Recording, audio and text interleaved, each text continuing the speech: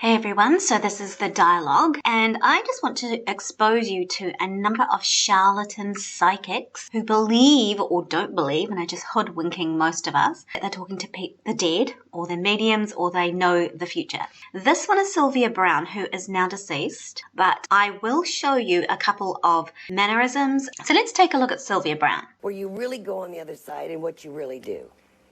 So you don't float around. So it gives you the idea of what heaven really is?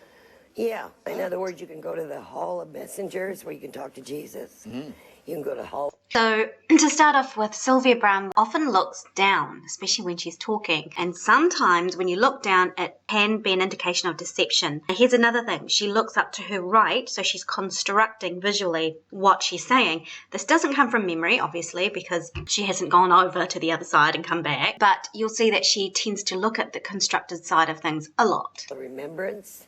You can go to the Hall of Reconnection, of where you connect with someone you love. And there's quite a few facial movements, sniffles, and let's have a look at what her arms are doing. Yeah, you tap in.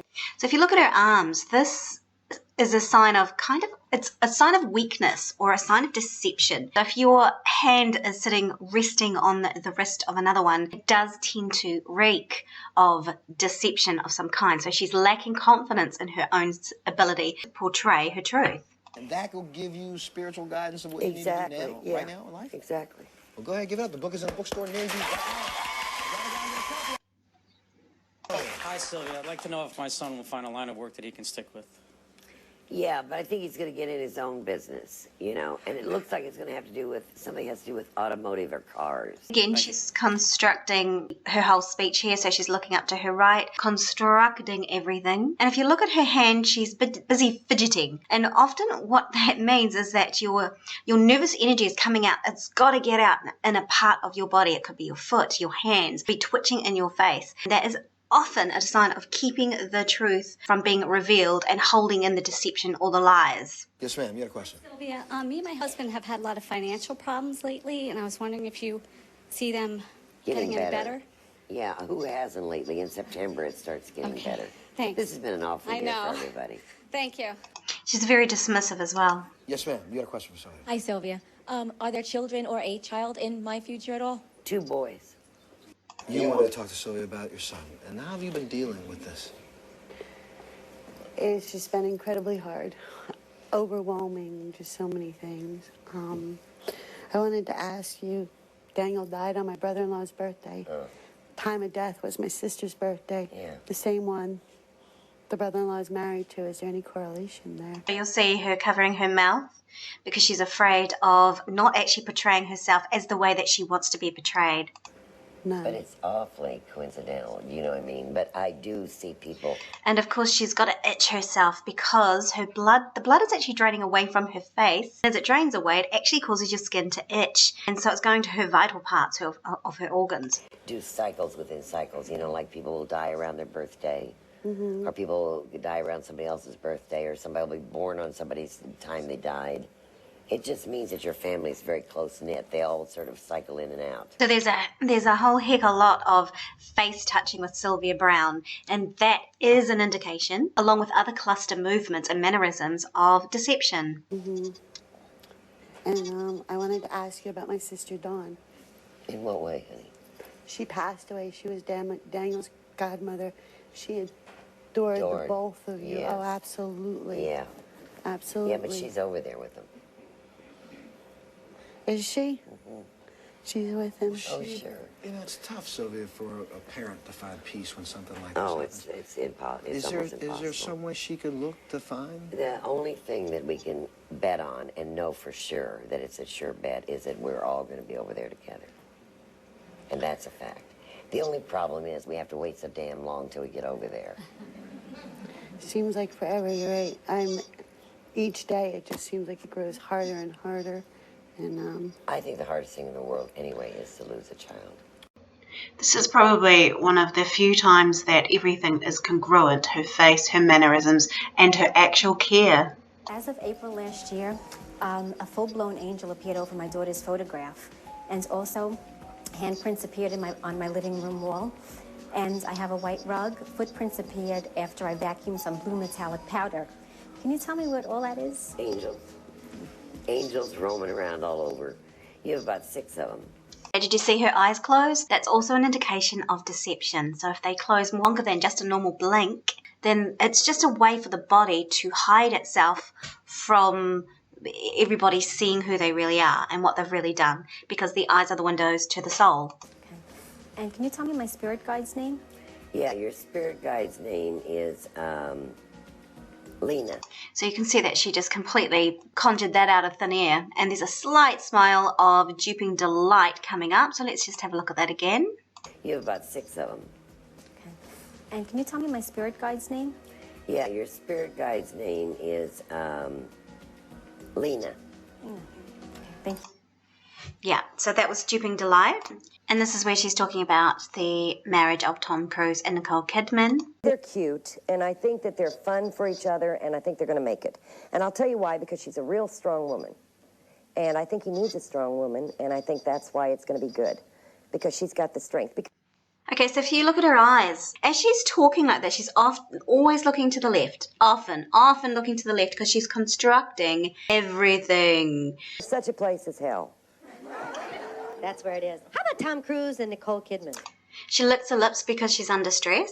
They're cute, and I think that they're fun for each other, and I think they're going to make it. So this is what she thinks. And I'll tell you why, because she's a real strong woman. And I think he needs a strong woman, and I think that's why it's going to be good, because she's got the... Her eyebrows are furrowing up here, which means she's under some sort of stress or trying to express her concern. Strength, because he's got that sort of charming little boy way about him. He really does. And I think she's good for him. And I think she'll whip him into line. Kiefer. But they didn't last. Sutherland and Julia Roberts. Yeah, well, he can't quit philandering. And she is kind of broken about this. Now, see, Julia Roberts? Yeah. Ah. See, and this is something that I have to separate myself psychically from, because I do know about this.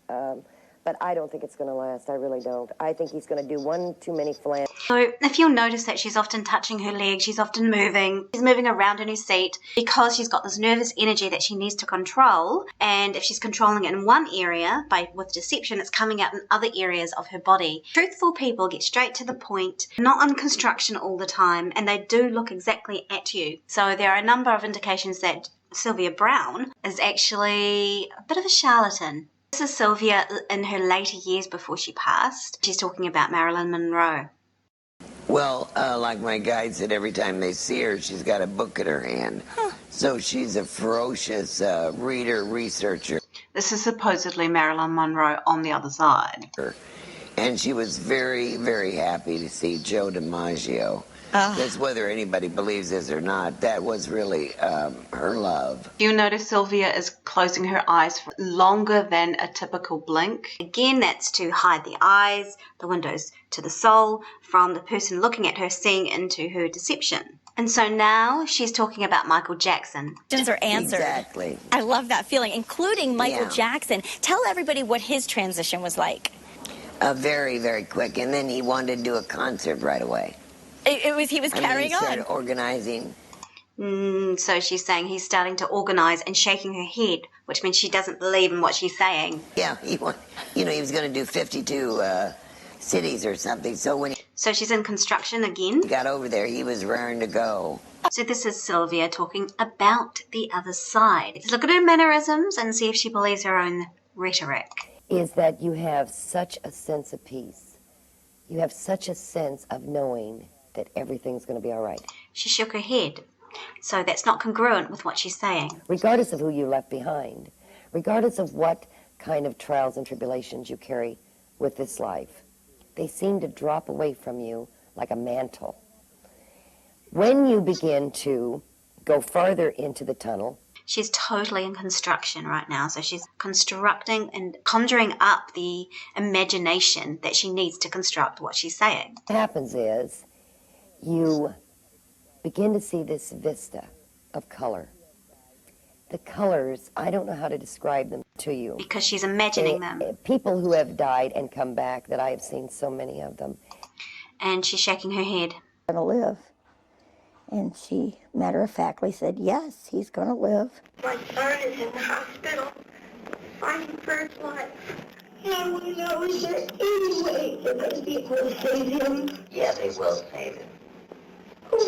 Browne told her that Mark would get a miraculous treatment and would be better by the end of the month, that Flans should not bring him home for hospice care, but leave him in the hospital. His wife wants to send him home with hospice. You know, keep him there for a while. I wanted to believe her. Yeah, I believed her. I don't give a damn what the doctors say, Browne told Flans. Your son will survive. He starts regaining strength even at the end of this month. They're not going to give him that long. They're only giving him a I don't give a damn. 2 days later, Mark was dead. Mark didn't want to die in the hospital. He wanted to go home. But Sylvia Browne told us that he was going to live to the end of the month and he'd get better. My daughter-in-law wanted to take him home with hospice. But she was so negative because she thought she was doing the wrong thing because of what Sylvia Browne said. Her ticket to the Sylvia Browne show cost $45. It was a gift from her daughter-in-law. How many people used their money that they couldn't afford to buy tickets to go see this woman who's telling them that their children are going to live, and they don't? Browne's failed predictions have become national news. She told Sean Hornbeck's parents that he was dead. Is he still with us? But years later, he was found alive. 15-year-old Sean Hornbeck. What would you want to say to Sylvia Browne today? Wow. I'd say, well, you goofed. And it wasn't fair for what you told me because it wasn't true. And I'm angry and I'm upset with you. But I forgive you because you're only a human and you're not able to predict the future. So this is a legacy of Sylvia Browne, unfortunately. This video is about just be awake and aware. Use your body language reading techniques with anyone that you meet if you're suspicious of them. And I hope this is a lesson learned for everyone. Thanks for listening. The Dialogue.